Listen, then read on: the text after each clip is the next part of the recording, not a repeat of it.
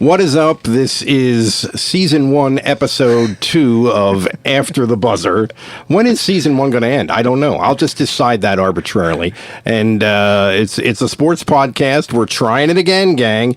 And my name is Mike Gross. My partner's name is Gordy Jones. How you doing, my man? I'm well, and yourself? I'm good. I'm great. There's nothing like small talk to make broadcasting extra dynamic, I find.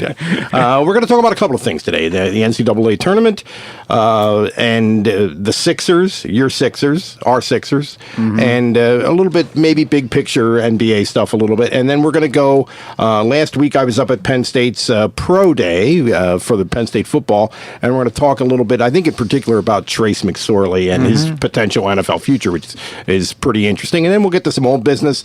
We got plenty to talk about, and away we go with Duke getting lucky, according to its own coach. Yes, and as we talked before starting here, is that a sign of Duke's vulnerability, or was that just like the imperfect matchup for them with considering who coaches UCF?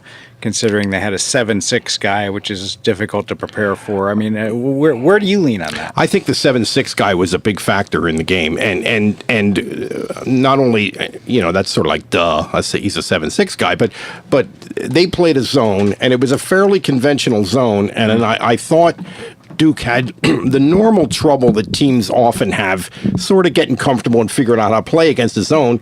But then once they did that, once they did start getting the ball in the lane, there was this 7'6" guy there. So it really was, I think it was a tough matchup for them. I mean, this is a team that lost to, I think Temple beat them. I mean, they were not a dominant team during the season. They certainly, I thought they played really well, though. I thought Central Florida played really well. They're obviously peaking at the right time. They're a veteran enough team, and those teams are often hard to take out. So, I mean, I'm not sure that it's an indictment of Duke going forward. I agree with all that. I mean, Aubrey Dawkins was just unbelievable. Yeah, he was really good. Johnny's son, the coach's son. He was just off the charts good. And, if there were any justice in the world, his tip in at the end would have gone in, because I think that would have been the perfect denouement for that kind of a game and that kind of an effort on his part. But nice use of denouement, big guy. Nice. That's all you're getting. No, that's not all I'm getting. You're capable of much more than that, but I liked it. But and they were lucky also in this sense. On that last play when Zion went in and scored, they could have called a charge there on the guard that was guarding. Could have. I would not. I don't think it was a charge, but it would not have surprised me if they'd have called it. Yeah. And then he made a great play at the rim to take on the 7'6" kid and find a way to get it in the basket. Ridiculously good. I mean, it was scaling Mount Taco. It was just kind of only Zion can make that play with his strength. I knew you had more than denouement, and now we're going scaling Mount Taco. Nice. I should pace myself more. We got a long way to go. We have miles to go before we sleep here. Exactly. But at any rate, it's literally, there's very few players in the country that could make that play. I mean, with that sort of strength, that sort of leaping ability, that sort of body control, and to coax that into the basket at that stage. Now, what you mentioned about the charge gets into one of the things that kind of ticked me off post-game, that, Duke gets all the calls. Yeah. I don't see that. No. I did not see that. No. I mean, there have been examples of that in the past, notably the 2015 championship game where Jahlil Okafor was like basically standing in the band section, as he makes a play along the baseline, and somehow he wasn't called out of bounds. But yesterday, I did not feel that UCF got hosed. In fact, I thought the game swung with about 2 minutes left. They're up 4. UCF is up 4. They have a 2-on-1. They throw a lob pass to a guy who botches it at the rim. And then Duke goes down and makes a 3. Yeah. So instead of them being up 6, they're up 1. That, to me, was where the game was won and lost, right there. Yeah, that was a big part of it, no doubt about it. But another thing was, when Zion makes this great play, it's an end one. He goes to the line. He leaves the free throw short. I mean, it wasn't even close. And they get the rebound, which they probably don't get if it isn't if the foul on the play wasn't Taco's fifth foul. And UCF has a Central Florida, has a 7'6" guy who is there to get the rebound. Right. Yes. And a lot of people said that the other good player for Duke. R.J. Barrett. Yeah, that he pushed off. Didn't see that either. No, that would have been a really cheap call. So, I mean, people, Duke is sort of interesting. This isn't a whole other podcast, but Duke is interesting sociologically, I think, in the way they're perceived. It has to do with race. It has to do with class. It's so interesting. Yes. But that's a whole other podcast. Agreed. But the other thing I want to say, sort of pro Duke here is Barrett and Zion are so mature as competitors. I mean, it was desperation time, and they were, I'm going to do something to win this game, which is, for teenage kids at that level, is crazy impressive, I think. Yeah, and the other part of it is Cam Reddish, who is woefully inconsistent, had a big game, including that huge three to make it 74-73. I mean, I thought he was really good. No, he was great, and they clearly are. When we need a three, we're going to kind of look to him, which is that says something. He is maturing. He's not as mature in the quality that I was just talking about with the other two. He does not have that yet, but maybe he's getting there. But of course, they're all going to be pros next year, so it's kind of it's fair. It's a whole other level. Now, here's the interesting thing. Well, there are a couple interesting things about these last 4 days, which, by my estimation, are 4 of the great sporting days of the year. Every year. Back to back to back to back. Annual. Now, that said, by my count, 31 of the 52 games that have been played too far have been double-digit margins. And the other part is Cinderellas need not apply. There are no Cinderellas left now. I mean, Murray State, Buffalo, Liberty, Wofford, Cal Irvine all went out on Sunday. So it's pretty much a very chalky kind of bracket at this stage. You have 5 ACC teams left, 4 SEC teams, 3 Big Ten, and then 1 each from the West Coast, the Big 12, and the American Conference. So it's very chalky at this point, which, kind of takes away from the appeal in some respects. But on the other hand, you have a lot of intrigue left. You have a lot of great matchups out there. I think I don't have data to back this up, but my sense is that all of that you just said just happened kind of around earlier than it does most years. Yeah, I think that's fair. I think that's fair. That's kind of all what that happened. And the other thing is, I think that a lot of the teams that were actually Power 5, that were brand name teams that were kind of on the bubble, are out. They're out too. So it isn't just Cinderella being out. Nobody's going to tell you that Ohio State is Cinderella, but they kind of were not. They were a marginal team to be in this tournament. Correct. Florida would be another one. Some of those. Minnesota would be another one. Yeah.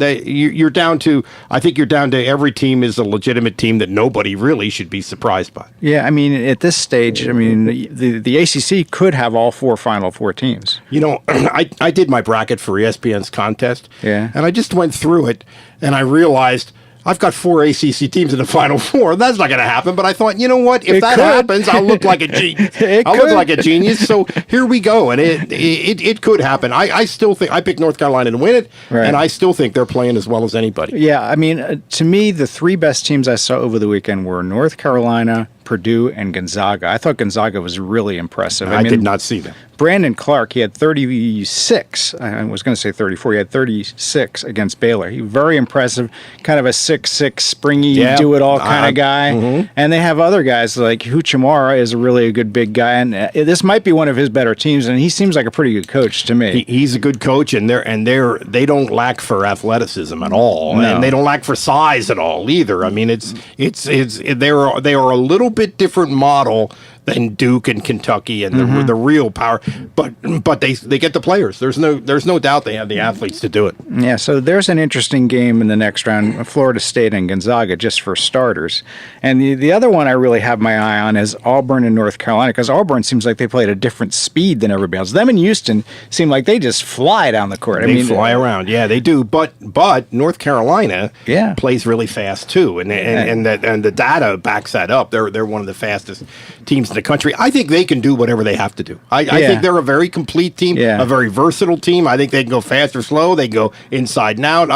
They're pretty big. Yeah, they've got a good size and everything else. So thank you for that. So there's a lot there. They bring a lot to the table. So we could have a North. This is extrapolating, but we could have a North Carolina, Kentucky Final Eight game. We could have a Gonzaga, let's say Michigan Final Eight game. That would be interesting. We could have Michigan State, Duke. Also interesting. And then the other one would be Tennessee, Virginia, maybe. Let's say so. Those are 4 great games, and it wouldn't surprise anybody if that turned out to be the case. Virginia is really interesting to me because they played Oklahoma. Oklahoma scored 60 in the first half of their previous game. They didn't score 60 in the entire game. 22 at halftime. 22 at halftime. What they do defensively is so effective and so consistent. Yes. It doesn't matter what kind of team you are. They're going to slow you down and they're going to keep you out of the lane. Yeah. And pick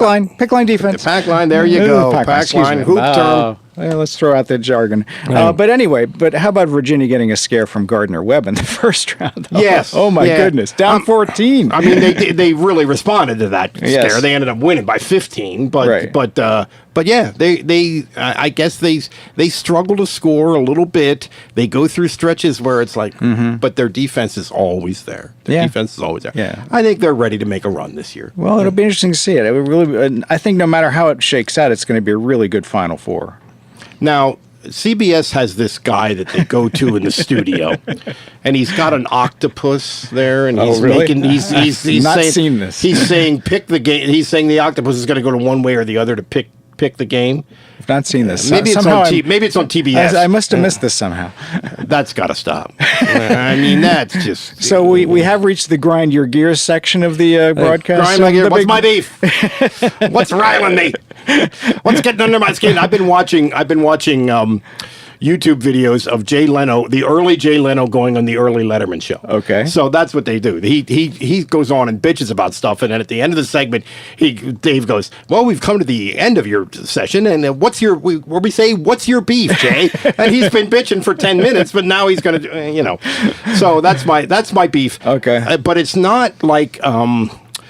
For a while there was a commercial with a Bob Seger song every year that would drill it into your brain relentlessly. There's not that, I don't think. No, there's that one with the barbershop quartet playing 4-on-4. Yeah, that one's been around pre-tournament, and that's really dumb. I kind of actually woke up to that. That was my earworm when I woke up this morning. Oh man, that's how often I've heard that. I feel your pain. But here's the thing that really grinds my gears, and that's Chris Webber, bright guy, articulate guy, seems to do zero homework, and that really bothers me that he's not anywhere close to his potential as a broadcaster. Yeah, he's not a pro about it. No, that's another podcast. What makes guys good broadcasters, and what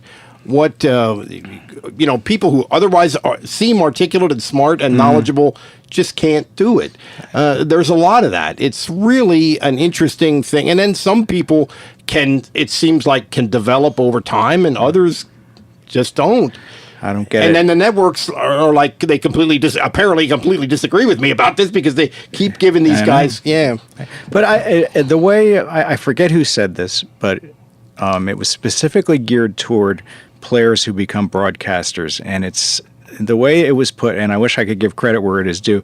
The way it was put was that the players get to be broadcasters and they forget about the work ethic that made them great players, how they also have to apply it to broadcasting. Yeah, the more I think about this, the more this grinds my gears too, because they don't realize that what we're doing now, I mean, I don't want to sound arrogant, but it takes some skill to do this. We've been doing this crap for 35 years, and we know how to do it, and I think it's a real skill that it's no reason to assume that because you're a great basketball player, you're going to have the skill. Or that you shouldn't try to develop the skill. Correct. That's why, I'm with you on that, big guy. So, that was, I forget who said that, and I wish I could remember, but I think that's a pretty good way to describe what happens there. So to summarize, we love the big dance, but there are some things about said dance that annoys the hell out of us. That'd be an accurate assessment. Right. With that said, let's move on to the association, which also has some things that annoy me about it, but I also love it. And in particular, let's talk about last week's game because I think it was a really interesting game, not just because it involves the local side here in Lancaster. Your Sixers. The Sixers got their first win of the year against the Celtics, and you were there, big guy. Yes, it was. Break it down for us. It was a great atmosphere. It was, there's a certain feel of a playoff crowd. How the way they're screaming, it's part jubilation, part desperation, and I really love it. I love the atmosphere. When it really gets cranked up, I mean, it literally makes the hair on the back of your neck stand up, and that was the kind of atmosphere you saw in that game. Now, there were a lot of circumstances that would lead you to just say, well, this isn't such a big game for the Sixers or anything like that, but they hadn't beaten the Celtics all year. They're 0-3, and they lost to them in 5 games in the Eastern semis last year. So now here comes Boston. Okay, they don't have Hayward. They lose Baines to an ankle. They lose Marcus Smart to pushing Joel. I love the follow through on Joel's swan diver. It was as if he got hit by a semi or something. Very stylish. Very stylish. Somebody described this on Twitter that he fell just far enough so that a teammate, Tobias Harris, could step in between him and Smart, with the let me at him kind of thing. So there's all kinds of theater. And, Joel is certainly not beyond that. And Marcus Smart is a tough guy and a big, strong guy, but Joel Embiid is a gargantuan human being. Yes, I mean, we've both seen him up close. This is a huge dude. Yeah. I mean, not even by the standards of like 7-footers in the NBA. He's humongous. He's a big man, and he's really quite a player. And he had a great night that night, 37 and 22, as I recall. Yeah. And now it's interesting to me, like the Celtics last year in the playoffs and to this point in the regular season, they were great at exploiting Sixer mismatches. Yeah. And in that game, they didn't quite do it as much as they would like. And then at the end of the game, the Sixers ran a lot of pick and roll with Harris and Jimmy Butler, which was really effective because it ended up with Kyrie Irving on Jimmy Butler, which is exactly the matchup that the Sixers wanted, and they exploited the hell out of it. Yeah. And Jimmy was great. He had 15 points in the fourth quarter. And I think, a week ago when we sat here, I was thinking, well, maybe they could do a sign and trade with him this summer. And now, new conventional wisdom, it's like, well, maybe they really need this guy to be their closer, their non-Embiid closer. Because that's the kind of guy they didn't have last year in the playoffs, like a wing who could really break you down. That game was so interesting to me in the context of the whole season because at the beginning of the year, what everybody said about the Celtics is everybody who was high on the Celtics, bullish on the Celtics, was they have all these weapons. They have as many players as anybody. Stevens will figure out how to get them to play together, and they'll be the hardest team to guard in the league. Well, that's how they are against the Sixers most of the time. That's how what everybody said about them. That's how they look when they play the Sixers. But obviously not against everybody else. Obviously not against everybody else, but then the Sixers ongoing sort of big picture issue is one of them is they have Ben Simmons as their point guard, so teams don't guard him on the perimeter at the end of the game, so he can't really be their point guard when it's a half court game at the end of the game. Now, so down the stretch in this game Wednesday night, the Celtics, after being that versatile, hard to guard team most of the game, became everybody stand around and watch Kyrie, whereas the Sixers got away from their thing too, but they got to a better thing, which is, as you said, Butler kind of running the show, but not everybody standing there watching him dribble. Yeah. They ran some action. Yeah. Embiid got to the line, got inside and got fouled by Horford. They got a huge play by Simmons around the rim.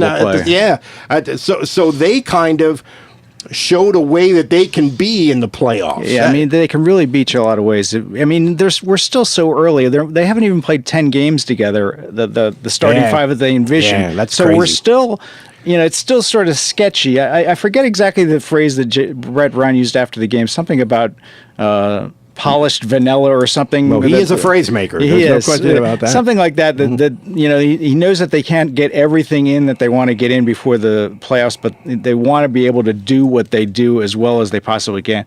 And the other play I'd like to mention too is that there was one play where Embiid ended up on Kyrie, and he ended up it was sort of like he was sort of beaten, but then he kind of oh yeah, that was an unbelievable play. And blocked it. Where the media sits there, I didn't fully appreciate just how great a play that was until I saw it a day or two later. I'm like, Yeah. What the heck? You know, That was an amazing play. For a 7'2", 280-pound guy to do that, because I think Kyrie is as hard to stay in front of as anybody in the league. And he didn't stay in front of him, but No. he recovered and kind of Yes. swiped it from the back. Yeah, that was a tremendous play Yeah. and a critical play in the game. Yeah, you know, really they might was.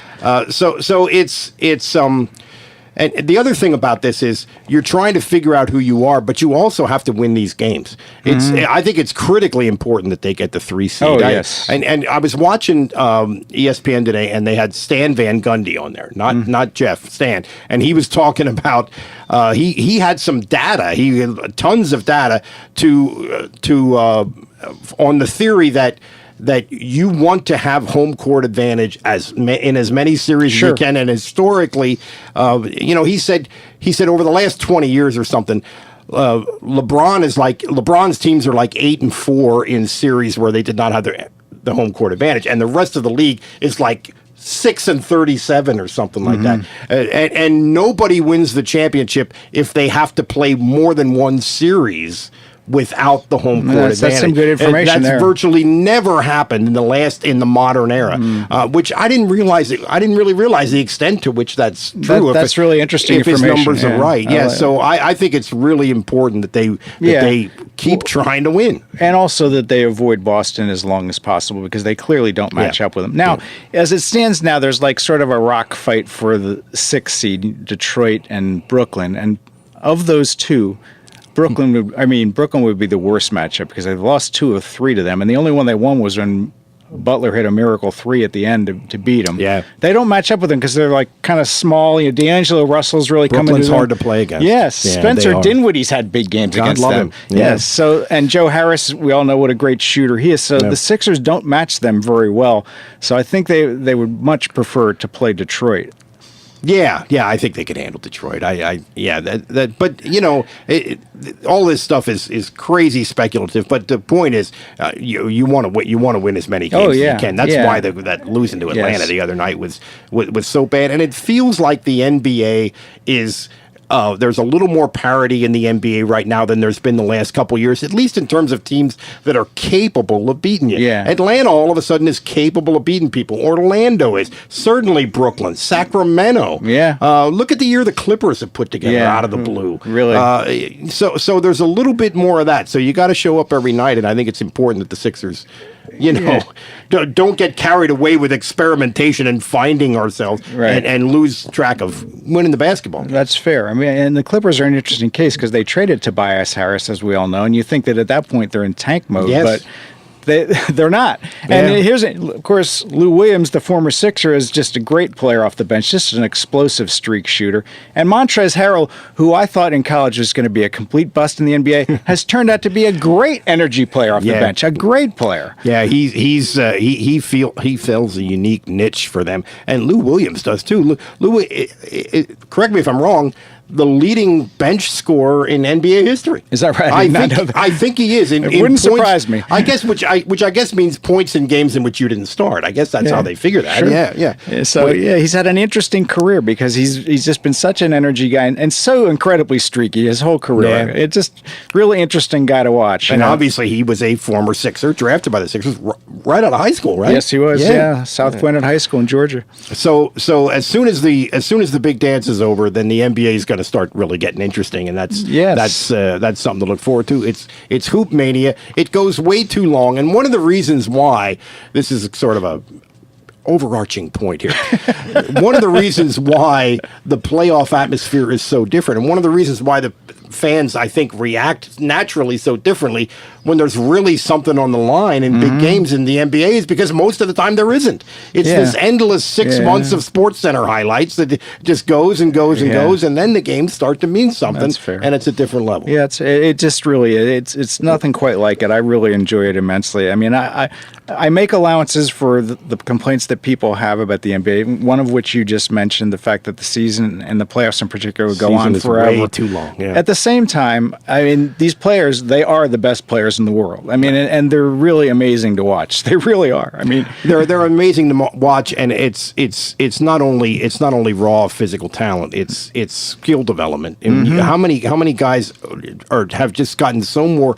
How many guys turn out to be a stretch four who just seem like a nothing, just seem like an athletic guy in college, and they become a stretch four, a really skilled basketball player, you know? Which is my argument about Ben Simmons. Our good friend Dave Jones wants the Sixers to trade Ben Simmons like every other week, and my feeling is... Okay, well, let me just make one little point here. Dave wanted them to take Buddy Hield over Ben Simmons in the draft. Okay. All right. So, but my point about Ben Simmons is we don't know what he is yet. Yeah. I mean, he's so young. Yes. I mean, the only analog that I can think of, or at least the best analog I can think of, is Magic Johnson. Magic Johnson couldn't shoot when he started out either, and he became, a good enough outside shooter that people had to honor that. So, 1 year in college that was really wasted. He wasn't coached in college. He was in a ridiculous program at LSU. But he's got to get in the gym and learn how to shoot. Yeah, I mean, if you look at it, I forget what the time frame is. His free throw shooting has actually upticked lately. Yeah, he's been decent. Yeah, so it's been decent, and that's a good sign. But I don't see that his mechanics have changed much. No, they've he's not. still got this elbow out here like this. He's got to learn. I remember years and years ago, I was talking to Herb McGee. Herb McGee. Yes, and indeed. We were talking about Iverson, and I as great as he is. Do you think he could, if he would go in a summer and really work with a shooting coach where he became like a 35% 3-point shooter and an 85% foul shooter, how good he would be? And he said, well, yeah, I see some problems with his stroke. and I said, well, had they ever asked you to work with him? Has that ever been talked about? And he said, well, a guy's got to want to do it. Yeah, well, that was everything with Allen, and that was there. I mean, that's another thing that grinds my gears. Speaking of which, Ray Allen and Allen Iverson broke in the same year. I believe Ray Allen played 4 more years, and that's because he took care of himself. He worked on his game, and also because he could accept a secondary role, whereas Allen couldn't do that. Yeah. He could not do that. He thought even at the end when he was bouncing around with Detroit and the Grizzlies and who knows where, that he was still the guy. Well, no, you're not the guy anymore. You have to accept that. And the defense of him was always, he's such a warrior. He plays with just such great right? That was I don't disagree with that, but there's more to being a pro. Yes. There's more to being a pro. Yes. It's that simple. I forget how much more money Ray Allen made than Allen Iverson just because he took care of himself and worked on his game and could accept that he wasn't the star anymore. Allen's never in the weight room. He's eating dinner at Taco Bell. And, I mean, Fridays, TGI Fridays. That was his place on City Line Avenue. That was his big hangout, TGI Fridays. Of all places, you wouldn't associate TGI Fridays with Allen. No, you wouldn't. But that was his place. And honestly, I like him. I was an Iverson fan. I thought he was enormously fun to watch. I think he, pound for pound, one of the best athletes I've ever seen. Tough as anything. Yeah, I mean, he had a lot of huge positives, but there's always the but. And it's interesting how how positively he is remembered and how the negatives have been forgotten now. Yes. Now, that's yes. When he shows up at games, which is fairly often these days, I mean, the ovation he receives is ridiculous. Oh yeah, he is a Philadelphia legend for life, and one of the top probably 5. Yes, and deservedly so. But again, you realize there's so much more that there could have been. Yeah, one of the things I remember is the year after they went to the finals, he and Aaron McKee delayed their surgeries until right before the season. That's right. And they got off to a real slow start, and they kind of floundered around all year. Yeah. And to me, if you're the leader, if you're the star, get your surgery in June so you're ready for the start of the season. Yeah, absolutely. That 01 team, by the way, is one of my all-time favorite teams. Yes. Just to watch as a fan in any sport ever. Yes, they had a very collegiate feel about it. Yeah. And at one point in the playoffs, George Karl described them as a proud team, and I thought that just summed them up perfectly. They were going to come out and fight you every night. Yeah. And it didn't matter if it was a game in February or anything like that. They were going to fight you every night. And that team, we're kind of going off on a tangent here, but that's okay because this is good. That team, I remember a few years ago. I remember Charles Barkley was talking about that team, and he said they would have been a 5 seed in the West. No, that team. That you go back and look at their season, they beat every good team in the West, including the Shaq and Kobe in the regular season. I'm talking about, including the Shaq and Kobe. They beat the Stockton Malone Jazz team in Utah without Iverson. That's. I mean, they beat the Sacramento was really good then. They drilled them in Sacramento on national TV. Did not realize that. Yeah, that's great. You go back and look, and that team had took people on and knocked them out. Yeah, they were definitely greater than the sum of their parts. I mean, they definitely had a collegiate kind of all for one for all kind of thing, and they would fight you every night. And there was a lot to like about them. And it was such an unusual mix that it probably wasn't going to last for 5-6 years, even if Iverson had been a little bit more of a pro. I mean, a lot of people really got physically beaten up that year. Snow and McKee among them. Iverson always. Yeah. You remember, they were beat up at the end. They might have been able to give the Lakers a little bit more of a fight. Of course, Theo Ratliff got hurt when they were 42-14. Yeah. He got hurt then. He was playing great. He made the All-Star team. Yeah, he was. Oh, man. There were some games where he just, without scoring, he had so much impact in the game. He was terrific. Really interesting team. All right, we've covered the college basketball. We've covered the pro basketball. Now let's do a little football because as you may not know, but I cover Penn State, and I was up at Penn State's Pro Day last week, which is the boringest event in the annual Penn State beat. Worse than the blue-white game. Yes, it is. Yeah, it's worse than the blue-white game because you just stand there in Haluba Hall. You can't even. They used to let you at least stand close by when they were running the 40 and stuff like that. They don't even let you do that anymore. You're standing there. But anyway, not much happened that was interesting in terms of the actual activity at Pro Day, but the question is about Trace McSorley, and it's one of the things that I wrote about off of that, which is that is he an NFL quarterback, and what's the possibility of him playing another position in the NFL, which apparently some NFL people are interested in at least considering with him. Yeah, I think we've talked about this often off air. Yeah, just about how you got to love the kid because he's a competitor and he's obviously a guy that other people respond to, and you can just sense that, and you can see why. There's something about him. Yep. There's just a magnetism, a charisma about him that you would play for him. You would play hard for him forever. Mm-hmm. At the same time, the NFL is a whole different animal. It is, and the windows are really tight to fit passes in, and I just. Me personally, I don't see Trace doing that. Accuracy and decision making, which are job 1 and job 2 for quarterbacks for me, always, no matter what.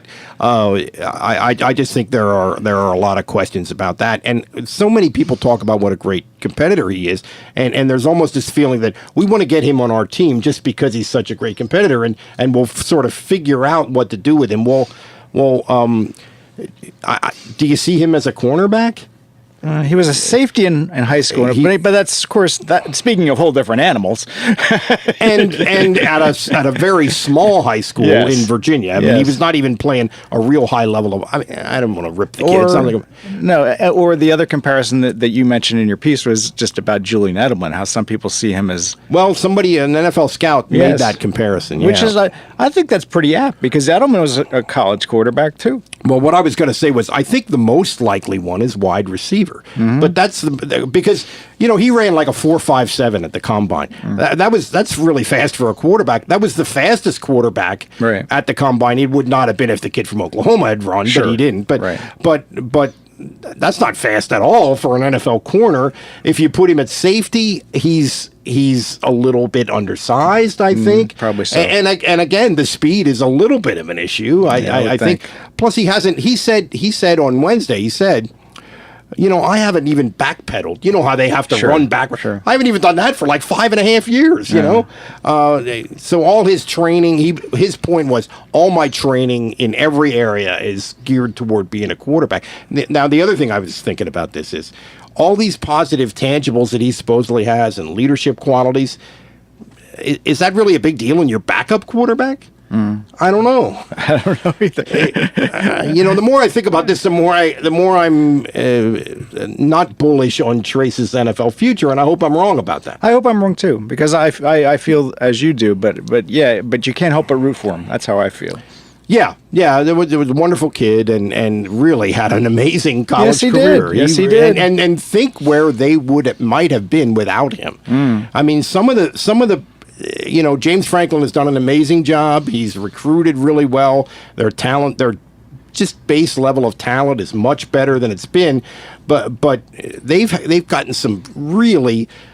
Barkley turning out to be what he was. Yeah. I mean, Barkley was not a 5-star kid. Yes. He turned out to be this insanely great player who's going to be a great pro. If he stays healthy, he's going to be a Hall of Famer. He's going to be one of the all-time greats. I don't think there's any question about that. Yeah, he's an amazing player. And the other one is McSorley. Yeah. To get a bridge from Hackenberg to whatever comes next and get what they did, a Big Ten championship, the Rose Bowl, a Fiesta Bowl.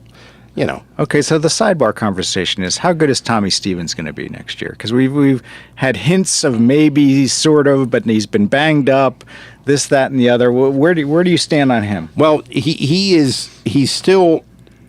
not going to be a full go in spring practice even because apparently he still has this lingering injury, which is now almost. It might even be more than, because we don't know when these things actually happen. It might be more than a calendar year because he had his foot in a boot last spring. Makes you wonder if it was an Achilles or something like that. Yeah. I don't know. But on the other hand, I think if you look at him against Sean Clifford, I think Franklin would tend to favor Stevens because he thinks of him as more of a runner. Thinks of him as more of a guy who could make plays with his feet, which Franklin is very high on. That's a priority from him. We don't know what Clifford is. We haven't seen enough, but he has a big arm. I think he probably is a better passer than Tommy Stevens. More of a traditional, drop back guy. Jomo liked him, so that's a pretty good endorsement, I would say. Yeah, and also. They have a true freshman. Now he's not gonna start this year, but they have a true freshman, a kid from Oregon, who is he's a dual threat guy, very athletic, and he was a pretty highly recruited kid, and that was kind of a coup that they got him, especially because he's from Oregon. I mean, Oregon, they don't get players from Oregon. But, no. But, so he might, I don't know, he's probably not in the mix, but he's at least an interesting person to watch. I'm going up there again on Wednesday for practice, so hopefully they'll let us see a little bit. They usually don't let us see very much, but hopefully they'll let us see a little bit, and you can get a sense of, who's running with the first team as a quarterback. We might get a little bit of taste of that, but I don't have a strong sense of it. I guess if I had to pick somebody right now, I would pick Stevens to start. Right. Just because, like I said, I think the added dimension of what he can do just as an athlete maybe puts him a little bit ahead. Well, that'll be interesting to see how that plays out for sure. All right, let's plug away, my man. What are we working on? What do we have on the hopper? What do we have? And do you have a hopper? Too much info. What's going on, big guy? Well, I had a piece today in The Athletic about Moses Malone, and it's sort of interesting how that unfolded. I'm sure you've had experiences like this. An email arrives. Well, I already had the piece in the works, and I had talked to some people, and I didn't feel great about where it was going. But an email came from the NBA about Del Harris getting some award. So just on a whim, I emailed the publicist listed at the bottom. I said, well, I'd kind of like to talk to Del because I knew he coached him in Houston, but I had forgotten that Del coached Moses almost at the beginning of his career, basically his second year with the Utah Stars. He was an assistant coach. Oh, I didn't know that. Yeah. And I had forgotten that Del also coached him at the end of his career in Milwaukee when he was sort of winding down. So I talked to him for an hour and 15 minutes. That was a real pleasure to transcribe. Oh God! Yeah. So that's the most glamorous, folks. You don't realize transcribing interviews. You don't want to see how the sausage is made. That's the glamour part of the business. So anyway, I talked to Del, and he says, "Well, you want to talk to this person." So he gave me a number for Moses's best friend, who happened to be with him when Moses passed in 2015, and then. And then I talked to this guy, and he said, well, you want to talk to Lefty Driesell, here's his number. So that was a trip to talk to Lefty. The left-hander. Yeah, he was great. So this is what you're good at.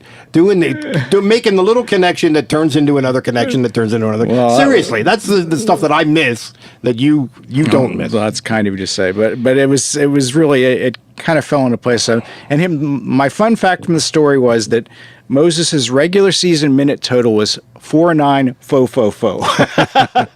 Yeah, work it in. You got to work it in. You got to work it in. And along with that, I'm sorry to interrupt, but No, it's okay. the other thing was you mentioned the game last week against the Celtics. So after the game, I get out of the locker room at like 10:30. My train's at 10:59. It's the last train of the night. This is another thing you do that I could not do. You're constantly walking this tightrope. God love you. So here's Go what ahead. happened. So, of course, the shortest way from the arena to 30th Street Station is the Schuylkill Expressway. The long way, and the way the cabbies take, speaking of another thing that grinds my gears, cabbies also go up 95, which is a couple dollars more for them.